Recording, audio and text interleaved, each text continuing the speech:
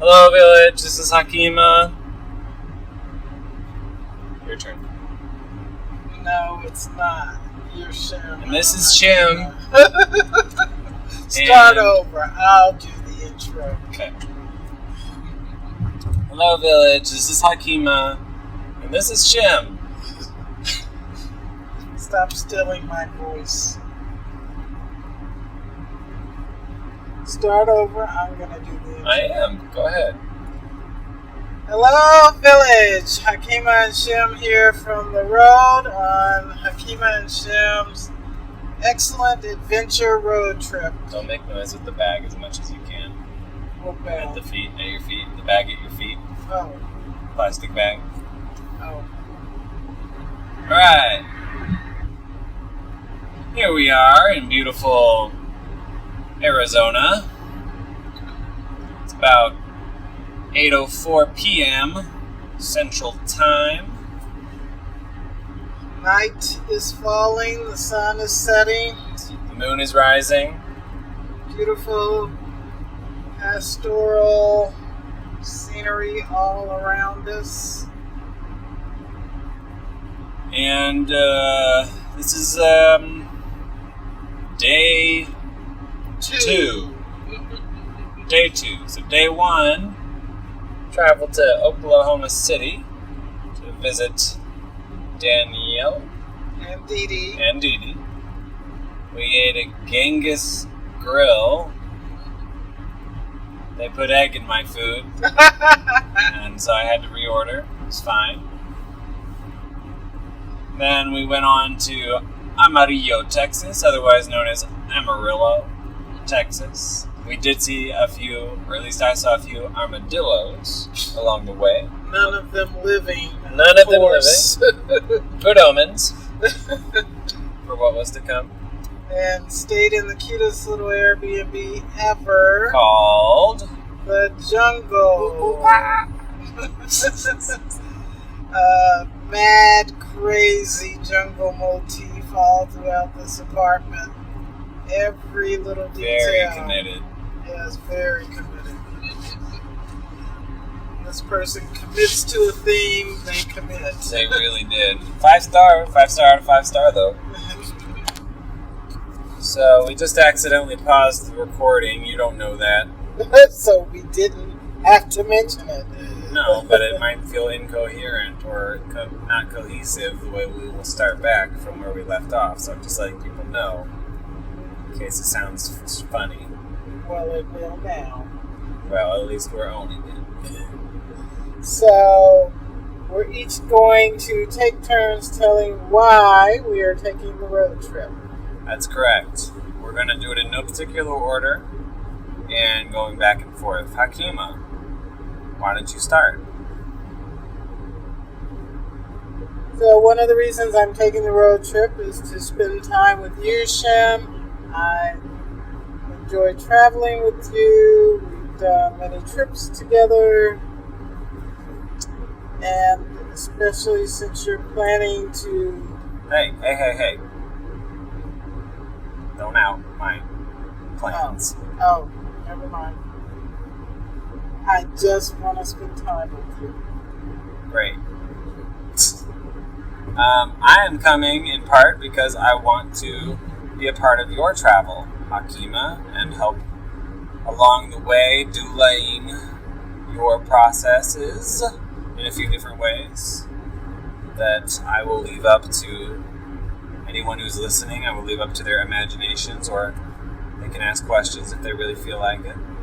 But yes, to accompany you along your journey is important to me. Another reason I'm making this trip is to see friends along the way, see friends in LA, and see friends along the way back. It is an opportunity to see folks I might have seen this year at various conferences and speaking engagements, and all of those were canceled, so it's a nice opportunity to see those folks that are important to me.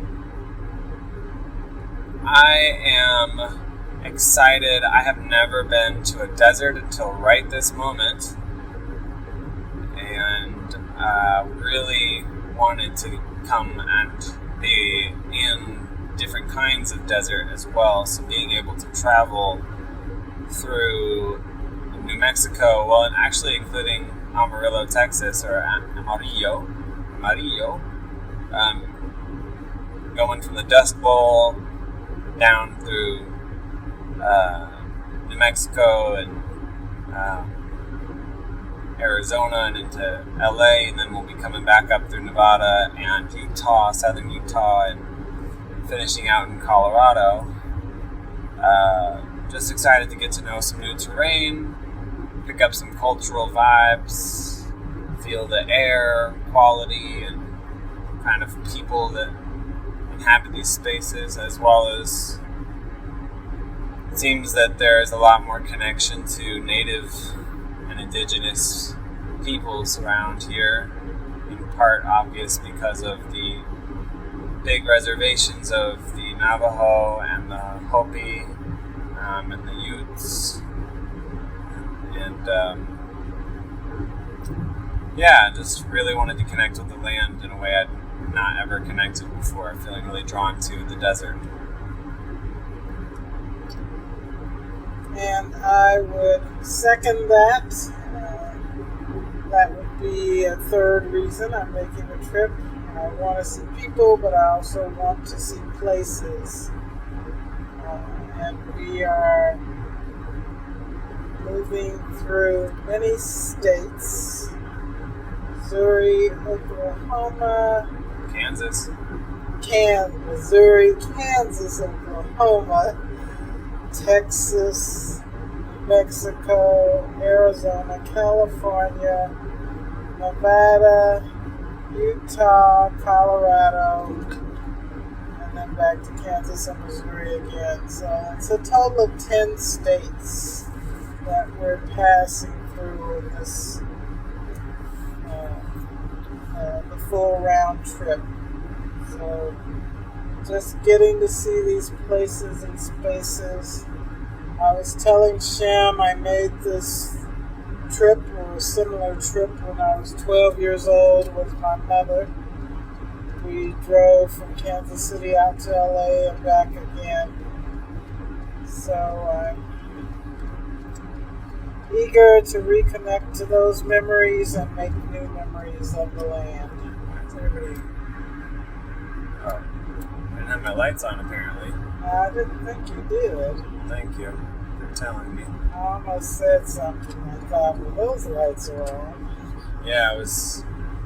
I don't know. There's some. I think it's like the brights that go on, but not the regular lights for some reason. I don't know. Well, that's part of the fun here, folks. Let's see. So we're on what, 3 now? We're on 3? Yes. So this will be 4. Can't tell what's going on in this lane of traffic right now. I know, everybody jumped over. Can't tell if someone's really stopped up there or what. Alright, so let's see. I want to see the desert. I want to do the Hakima bit. Another reason, gosh dang it, this. Coming over. Quilombo. Alright, so number 3 for me, Shym, possibly. Let's see, what is number 3? I might say to deepen our relationship. Say I am on this trip because, and that might seem like a similar answer to wanting to be here for you, but I think our relationship is a different thing. It's I'm being here for us, and if I have to show up for that. So yeah, just this is a bigger challenge for us. I was reflecting on this with Hakima when we first started the trip driving, that a year ago when we went to Iceland, that trip was actually smaller in scale than this trip of 10 states in 14 days essentially, even though we're not stopping in all of them and not for tons of time either in each of them. This feels like a much more substantial undertaking of spending time together in this way on travel. So yeah, it feels like the right next step to commit to ourselves individually as travelers and as collaborators and friends, and also, yeah, I guess there you go, collaborators and friends as well.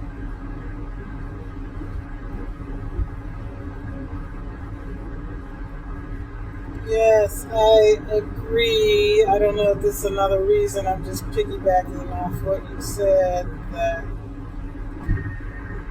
this is an interesting relationship with that. I'm not exactly sure who's mentoring who, but there is a lot of mentoring going on.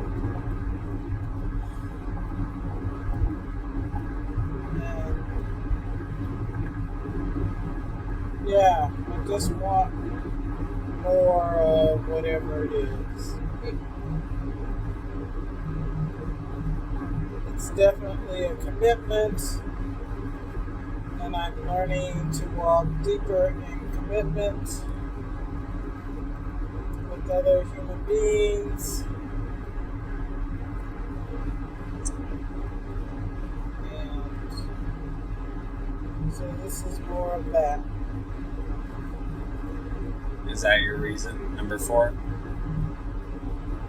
I don't know if that's a new reason. I think it's an enhancement of reason number 1. Alright. Spending time with you for the purpose of growing in commitment and collaboration. Yes.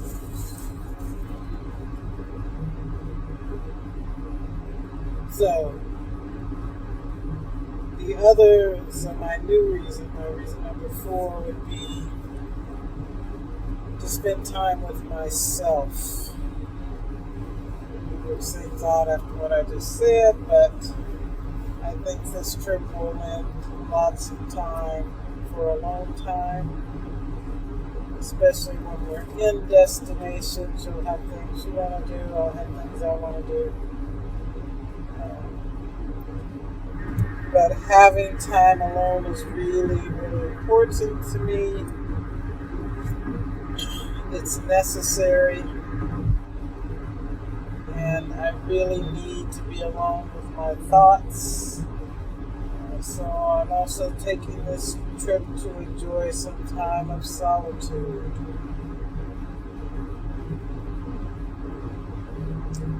I would say, in a similar vein, I'm not exactly taking it for solitude, but I'm taking it as an affirmation of who I am and who I am choosing to grow into.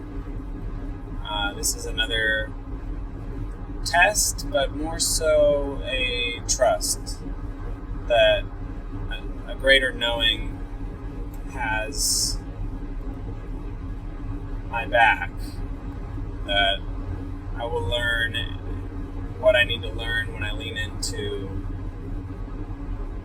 who I want to be and what I want to practice. And this travel and the aforementioned reasons about relationship and climate, etc., are big parts of myself that are worth investing in and investigating open curiosity and listening. And this trip is another container and moment for me to do that in a different kind of way.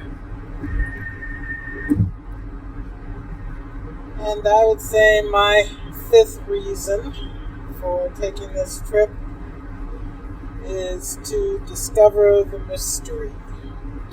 And by that I mean, I don't know what's going to happen on this trip, but I run to embrace those experiences, whatever they may be.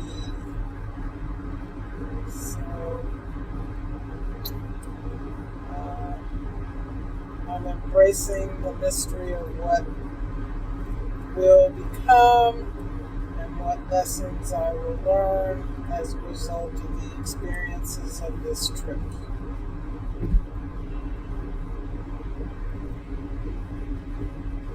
Okay, so that brings me to number 5. And by the way, I haven't thought these out ahead of time, just so everybody knows. These are pretty much off the intuitive cuff.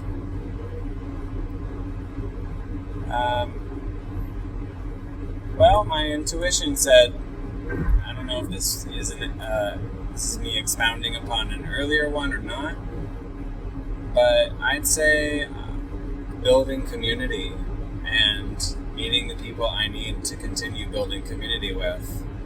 I am a traveler and I build community with me everywhere I go, and in order to have greater community, I have to travel, and in order to travel, I embrace building community because I don't travel in a, normative way, perhaps. I just travel pretty minimally and, again, intuitively. So to meet the people that I need to meet is maybe my fifth reason for being on this journey and being present to,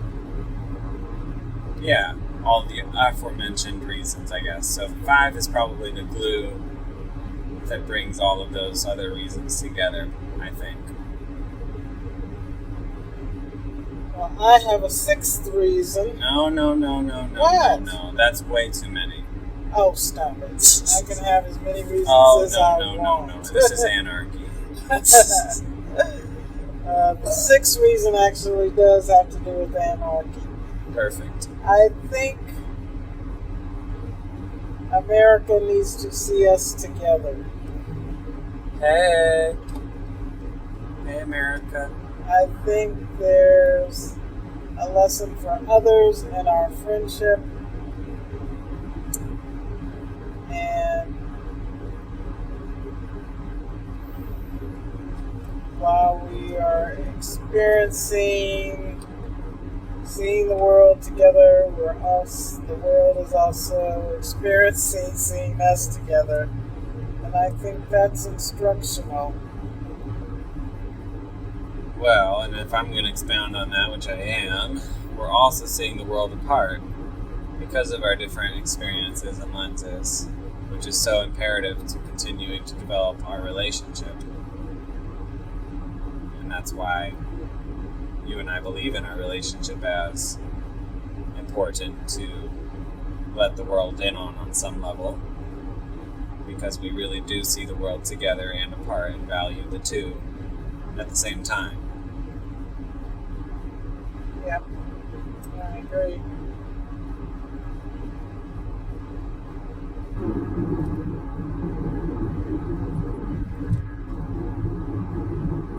Yeah. So, lots of reasons for this trip, Village.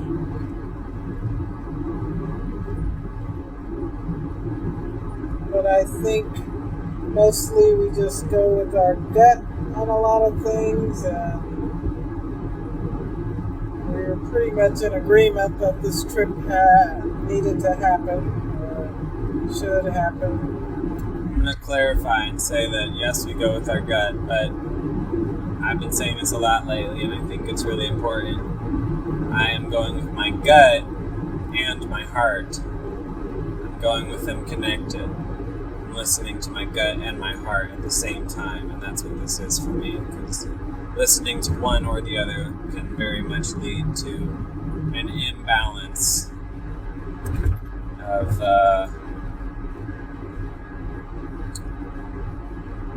of outcome, really.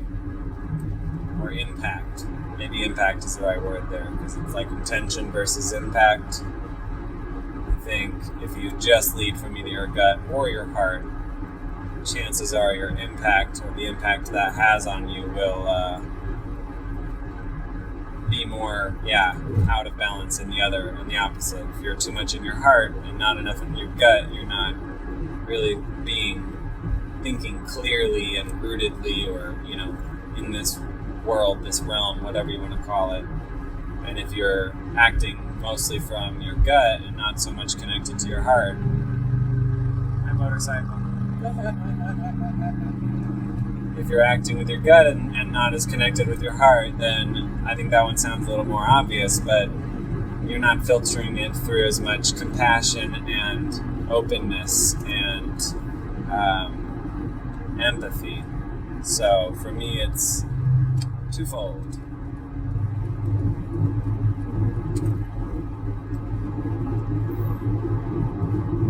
Do you feel that, Hakima? Do you agree? I'd love for you to weigh in on that for a second, since I augmented what you said and personalized it.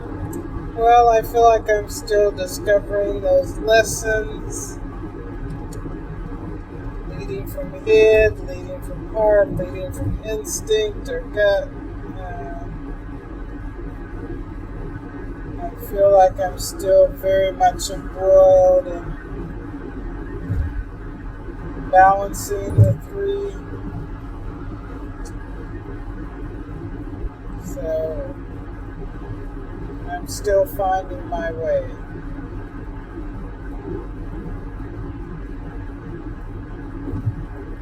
You think that's a analogy for our trip? It is. A part of me believes that my lessons are in the desert, and I need to spend some time alone in the desert, and some clarity may come to me.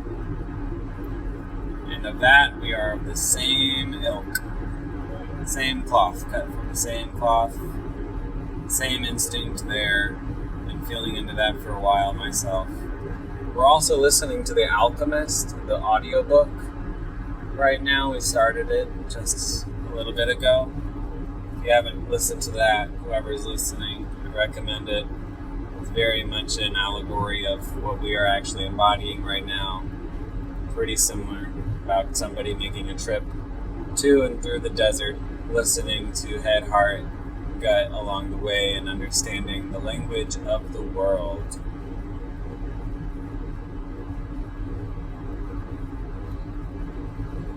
Yes, there's something that I need to learn that's out here waiting for me, and I feel ready for those lessons, though I don't know what they will be.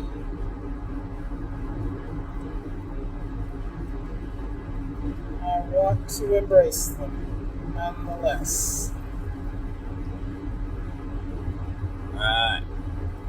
I feel like it'd be fun to try and remember the I Am Equity in Motion prayer poem. Do you think you can remember any of it? It's a lovely poem, but I don't think I can remember it. I remember recite it. I remember I Am Equity in Motion. And then it starts with, I want to say, I am Earth? No. I am wind. I am wind. Wind or rain. I am wind. Can't remember what that one says. I am water, moving with and over all obstacles. I am earth, supporting all growth. I am fire, bringing light and warmth to all living things, I think. That sounds right. And then the last part is, I am something in abundance. I am becoming. No, it's that's at the end. It's I am maybe something like healing, but it's not it. But we could say I am healing in abundance and gift myself to the process of becoming. So I know that for sure is in there. So we could even pare it down to the first and last line. I am equity in motion. I gift myself to the process of becoming. The rest are obviously elemental embodiments. This trip has already been about the elements. Think about it. Move through wind and rain. Yeah, 30-mile-an-hour winds. Rain, not so much. We have had it. I'd say me falling into a creek today during disc golf was the closest I've come to water. The earth, we've enjoyed the red earth of New Mexico. Very much. Fire? I How have we experienced fire? Well, definitely the sunset, the heat. It's been hot. Yes, it has been Nice hot. dry heat, though. I can stand that. I thought I could, and I can. I've already established that that's true in my body. I've grown up in humidity, and this dry heat already, I can feel that I'm enjoying it. I don't mind the dust. Another form of earth there. Air? I said the winds. Is there something else you think? Well, the air, we've had a change in altitude. Right, that's true. Yeah. So Where we're at now is about 5,000 feet above sea level, and in Kansas City, it's about 900 feet above sea level, so we have slowly elevated, and the air is thinner the higher you go. true that.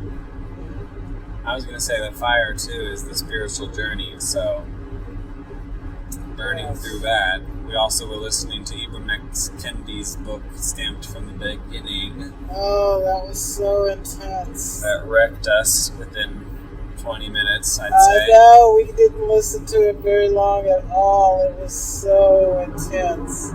Reminds me why I don't read most of the time, because it's so much to ingest that I know that I'll find the right things in the right moments instead of having to make reading a practice of every day or routine, because that was enough for me today, you know? Those were some hard topics.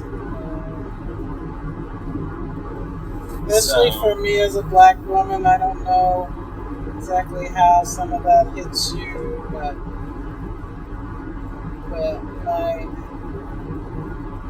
my ancestors embodied so much of that torture and torment. So much of it fell to the black woman. That it's just difficult to hold. Yeah, I'd say for me, it's very much the embodiment of how hard it is to know so intimately how interconnected we are, and to know that I will never be able to experience fully your pain. That in itself is a pain for me, because that shows me just how deep my ancestors and ancestry in our world ancestry has abused one another. And for me, I feel like I'm constantly holding that in a way that really feels like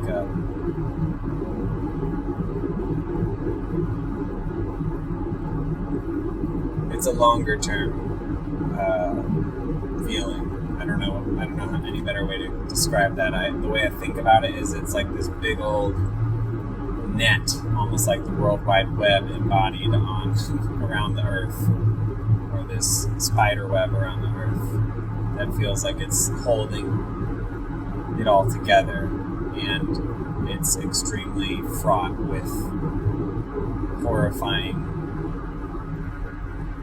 threads. But I think that is yours to hold, just like it's mine to hold my ancestors' trauma. I don't get to put that down, nor do I even want to put it down. It's my duty and my honor to hold it until that time there's some resolution to it, which may or may not be in this lifetime. I think we should end it and let people enjoy the substance of this conversation with a little bit of curiosity and question if they have it, instead of going too much further. But I would like to say, and obviously that's open to your thoughts, but I would like to say that we were talking earlier about what is the difference between contentment or the feeling of being content, and self-actualization. Maybe not the difference even, but just what is the relationship between contentment and self-actualization. And we discussed that pretty briefly. More so I expounded upon my thoughts and you listened to reflect, I think, for a little bit longer before we can have a full conversation about it. I can hear what you have to reflect about that. But I think it was a powerful contextualizing conversation we're starting. And I hope people would begin to think about what that means to them to contextualize contentment and self-actualization in their life and their beliefs, their, path. Well, I'm still reflecting on that conversation, and I think both contentment and self-actualization are built upon certain assumptions.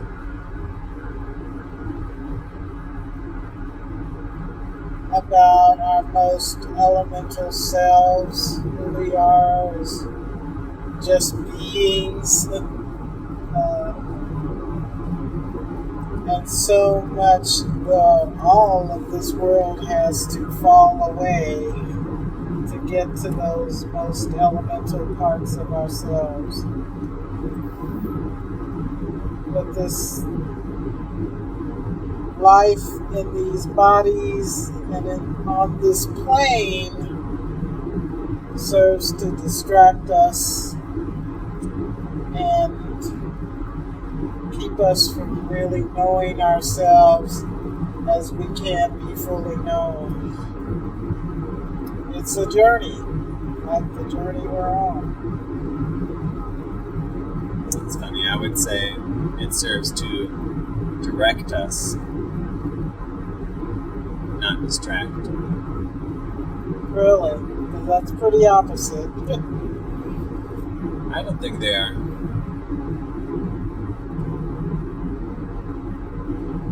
Sometimes a distraction is a direction. I could see that.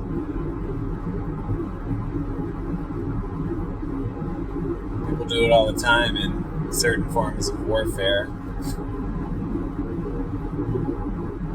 You create a distraction to direct somebody's attention.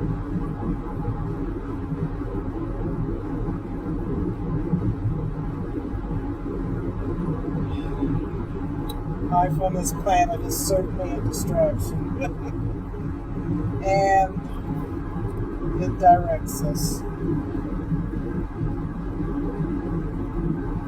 Definitely attempts to. I think the question is it directing us closer and closer to our own self. Which, as far as I know, is what the purpose of being here is. Yeah, I think it's a big old question about free will and how people perceive free will. The power to choose.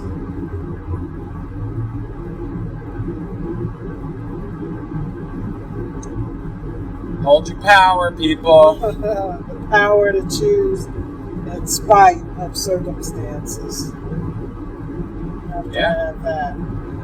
And also with circumstances. That's why I always tell white people not to give up their privilege without utilizing it to create equity. Yeah. Well, we've got some work to do. Love you guys. You guys as in the people listening and as a gender neutral term from the Midwest, but also recognize that guys is gendered language for a lot of folks, so thank you everyone. Lots of love. Peace, village. Love you, and we'll check in soon. We're grateful for your presence and your curiosity. And here's a little freestyle rap to What? Get you out. That's right. Say what? No. I'm gonna beatbox and Hakima's gonna rhyme. That is not true, Village. I am not participating in this. It's time to leave now. Turn off the recording. I refuse. I absolutely refuse. Yeah.